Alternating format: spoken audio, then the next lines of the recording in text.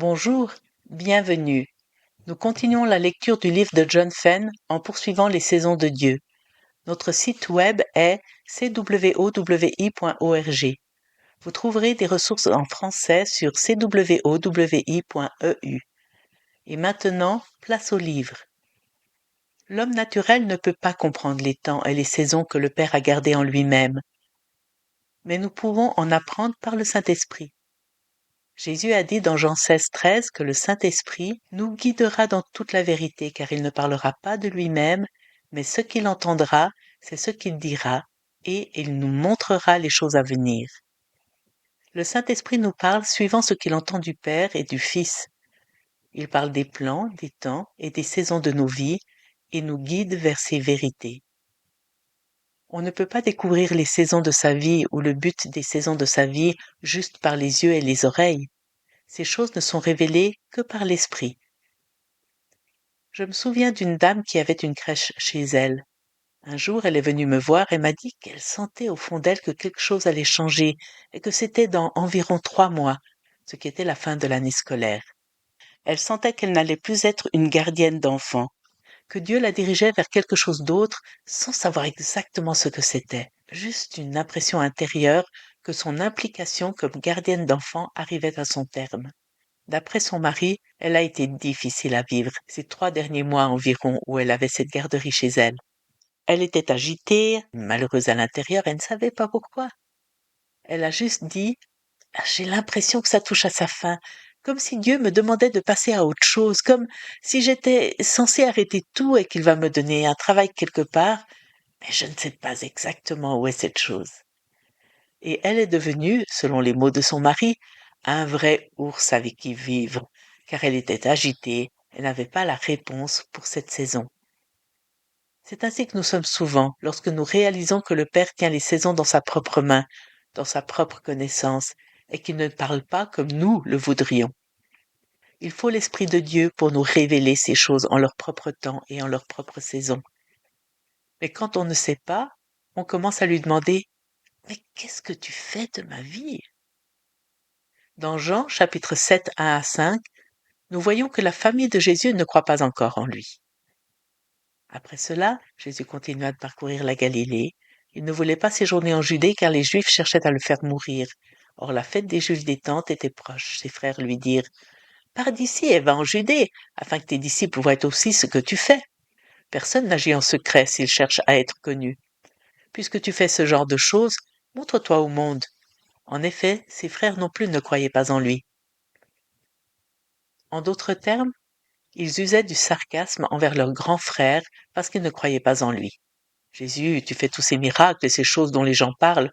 Monte alors à la fête des tabernacles et parle-en à tous. Laisse-les voir les miracles que tu fais. Techniquement, ils étaient les demi-frères de Jésus. Ces messieurs étaient les enfants de Marie et de Joseph, et au moins 2 d'entre eux sont devenus croyants. Une liste de ces frères se trouve dans Matthieu 13, 55. L'un d'eux a écrit le livre de Jacques et un autre celui de Jude. Au moins ces 2-là ont fini par changer d'avis, mais à ce moment-là, ils étaient des incroyants. Jésus a dit au verset 6 « Mon temps », et en grec ce mot est kairos ou saison. Une saison plus courte est bien définie.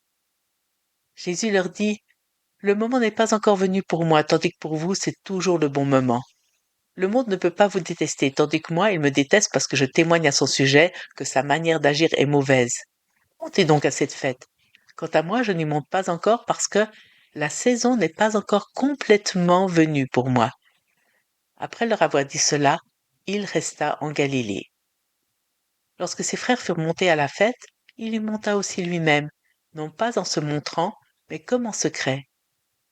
Jésus a fait une déclaration fantastique au verset 6. Il a dit « Mon temps, ou ma saison, n'est pas encore venue, tandis que pour vous c'est toujours le bon moment. » Il dit ceci à propos des incroyants.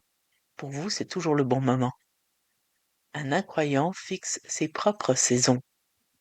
Les incroyants déterminent dans quel but et raison ils s'engagent dans les affaires, vont à l'école ou trouvent un emploi. Avant que vous et moi ne soyons nés de nouveau et entrés dans la famille de Dieu et que nous commencions à être sensibles aux choses de l'esprit, nous faisions ce que nous voulions faire quand nous le voulions. Si vous vouliez prendre des vacances, vous preniez des vacances. Si vous vouliez aller quelque part pour le week-end, vous le faisiez. Si vous vouliez aller à la pêche, vous y alliez. Vous ne consultiez pas Dieu le Père. Votre saison, votre temps et les saisons de votre vie étaient sous votre contrôle. Vous décidiez. Vous vouliez aller à l'école. Vous alliez à l'école. Vous vouliez changer de travail, c'est vous qui le faisiez. Jésus disait de ses frères incrédules, votre temps, votre saison est toujours prêt. C'est sous votre propre contrôle et sans surprise. Les temps et les saisons sont cachés dans la connaissance du Père, et il faut le Saint-Esprit pour révéler ces choses, car l'homme naturel ne peut pas recevoir les choses de l'Esprit de Dieu.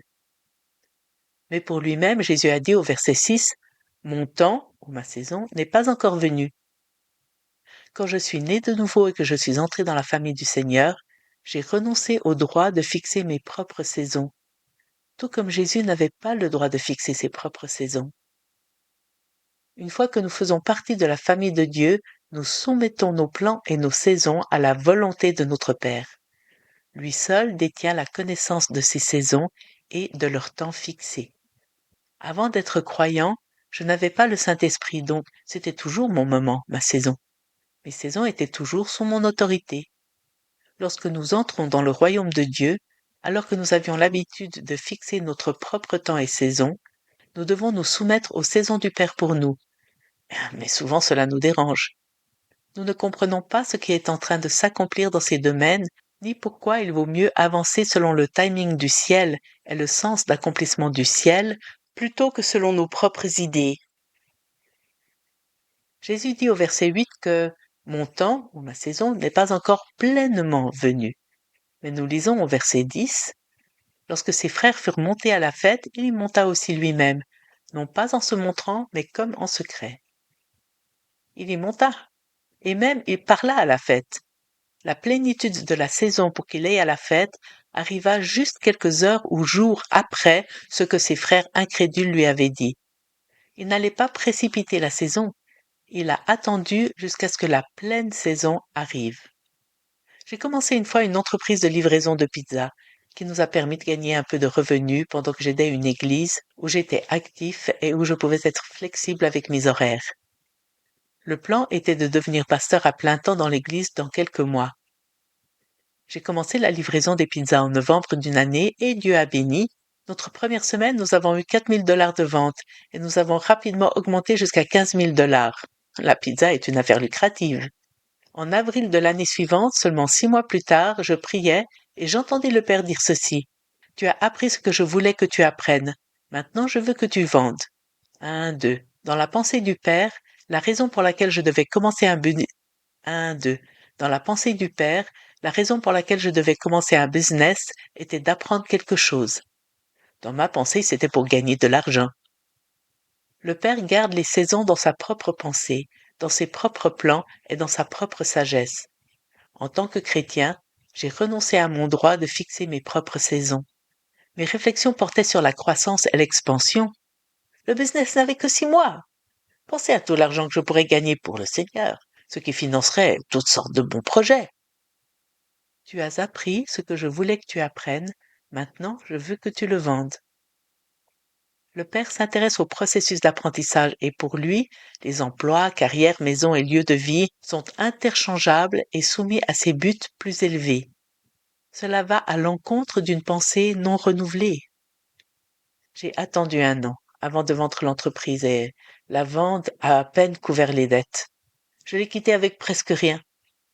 Le Père m'a dit de le vendre en avril et j'ai désobéi. En juillet, les ventes ont commencé à décliner. Un concurrent a fait encore plus de percées dans les ventes.